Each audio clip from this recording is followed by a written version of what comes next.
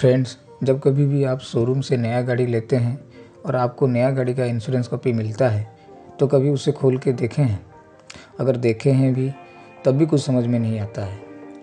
तो चलिए आज जानेंगे इंश्योरेंस कॉपी में हमको क्या क्या चेक करना रहता है जब हमें वो इंश्योरेंस कॉपी मिलता है। शुरू करने से पहले एक बात ध्यान रखिए, इस वीडियो में सिर्फ पॉलिसी कॉपी में क्या चेक करना रहता है वो जानेंगे, पर आगे और भी वीडियो आने वाला है जिसमें टोटल इंश्योरेंस क्लेम का नॉलेज हम प्रोवाइड करेंगे। जैसे इंश्योरेंस में क्या कवर रहता है, क्लेम पेमेंट कम क्यों आता है, एक क्लेम नो क्लेम क्यों हो जाता है, और जो टर्म हम बताएंगे अभी पॉलिसी कॉपी में उसका डिटेल इन्फॉर्मेशन आगे वीडियो में आने वाला है। तो प्लीज़ आपका ये चैनल को सब्सक्राइब कर लीजिए और शेयर कीजिए जिससे ये नॉलेज और भी लोगों तक पहुंच सके। जब आप कोई गाड़ी का इंश्योरेंस करते हैं और पॉलिसी कॉपी आपके हाथ में आ जाता है तो उसको पहले चेक कीजिए। सबसे ऊपर पॉलिसी नंबर रहता है, उससे नीचे आपका नाम, एड्रेस, आपका mail ID, phone number, policy कब से कब तक वैलिड है ये चेक कर लीजिए। कुछ भी स्पेलिंग एरर नहीं होना चाहिए।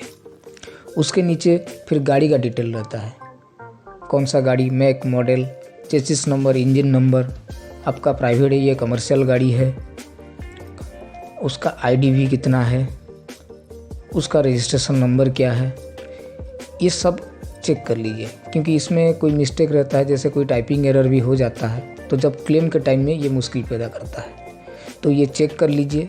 और हाँ, अगर कोई माइनर मिस्टेक है तो हर इंश्योरेंस कंपनी का एक एंडोर्समेंट होता है, आप तुरंत उसको अप्लाई करके उसको करेक्ट कर सकते हैं। इसमें से एक इम्पोर्टेंट चीज़ है आईडीवी। आईडीवी मतलब इंश्योर्ड डिक्लेयर वैल्यू होता है। ये अमाउंट है जिसका इंश्योरेंस आप करवाते हैं, मतलब ये टोटल आपका गाड़ी का वैल्यू होता है। ये जैसे आप एग्जांपल ले लीजिए, जैसे लाइफ इंश्योरेंस में आपका सम एश्योर्ड रहता है, वैसा ही आपका गाड़ी का आईडीवी रहता है। वो एजेंट क्या करते हैं, एक एक बार आपको प्रीमियम कम करने के चक्कर में आईडीवी घटा देते हैं, लेकिन जब आपका टोटल लॉस हो जाता है या आपका गाड़ी का बहुत मेजर एक्सीडेंट होता है तो तब आईडीवी के ऊपर कैलकुलेशन होता है, तब आपको परेशानी हो सकता है। तो कभी भी कम आईडीवी मत करवाना, जितना हो सके ज़्यादा आईडीवी पर इंश्योरेंस करवाना। उसके नीचे प्रीमियम कैलकुलेशन रहता है जो कि दो साइड में लिखा रहता है। पहले साइड में ओडी मतलब ओन डैमेज प्रीमियम लिखा रहता है, दूसरे साइड में लायबिलिटी प्रीमियम रहता है। दोस्तों, ओन डैमेज मतलब ये आपका गाड़ी का ओन डैमेज का प्रीमियम रहता है। अगर गाड़ी एक्सीडेंट में कुछ डैमेज होता है तो वो गाड़ी का जो बिल आता है व क्लेम अमाउंट होता है वो इंश्योरेंस पे करता है। लायबिलिटी प्रीमियम में दो चीज़ रहता है, एक थर्ड पार्टी प्रीमियम, एक पीए मतलब पर्सनल एक्सीडेंट प्रीमियम रहता है। थर्ड पार्टी मतलब गाड़ी आप चला रहे हैं और एक्सीडेंट हो जाता है, उस पर दूसरा किसी का जान चला जाता है या कुछ ही दूसरा किसी का कुछ इंजरी हो जाता है, थर्ड पार्टी का कुछ भी डैमेज होता है तो वो इंश्योरेंस क्लेम में मिलता है। पीए मतलब पर्सनल एक्सीडेंट रहता है। अगर गाड़ी का ओनर ड्राइव कर रहे हैं और उसमें एक्सीडेंट होता है, जिनके उनका डेथ हो जाता है या कुछ डिजेबिलिटी हो जाता है तो उसमें इंश्योरेंस कंपनी उसको पे करता है।